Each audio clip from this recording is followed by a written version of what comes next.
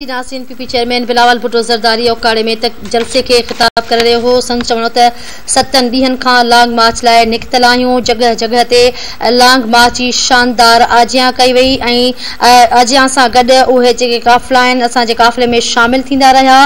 संदसि चवणो त ओकाड़े जे अवाम खे बि चवां थो त असांजे काफ़िले जो हिसो बणजनि ऐं लॉन्ग मार्च में महांगाई ख़िलाफ़ हुकुम अची लॉन्ग मार्च में हिसो वठनि। अव्हांखे ॿुधायूं पिया पीपी चेयरमैन बिलावल भुट्टो ज़रदारी चयो आहे त हुकुमरान जी नालायकी सबब हर तबको परेशान है। पीपी चेयरमैन चयो आहे त नाअहल ऐं नाजायज़ वज़ीर आज़म खिलाफ़ एहतजाज करे रहिया आहियूं। पीपी चेयरमैन बिलावल भुट्टो ज़रदारी चयो त महांगाई बेरोज़गारी ऐं गुरबत खिलाफ़ एहतजाज करे रहिया आहियूं। इमरान ख़ान आम माण्हूअ जो जीअण जंजाल बणाए छॾियो आहे।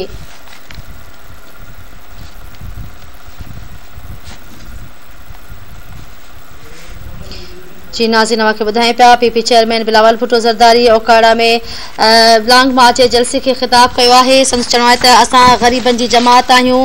पीपल्स पार्टी हमेशह आम माण्हूअ जी जमायत रही आहे।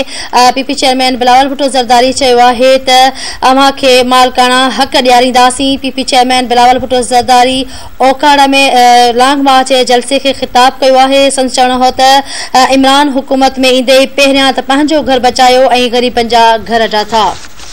PP chairman Bilawal Bhutto Zardari long march जे जलसे के खिताब कर रहे हो। संदसि चवणो त मोहतरमा बेनज़ीर भुट्टो हारियुनि जी वज़ीर आज़म हुई। मोहतरमा बेनज़ीर भुट्टो हमेशह हारीअ जे ॾुखनि खे महसूस कयो ऐं हमेशह हारियुनि जे लाइ कमु कयो। पीपी चेयरमैन बिलावल भुट्टो ज़रदारी चयो त महांगाई बेरोज़गारी ऐं गुरबत खिलाफ़ एहतजाज करण लाइ निकितल आहियां। इमरान ख़ान आम माण्हूअ जो जीअण जंजाल करे छॾियो आहे।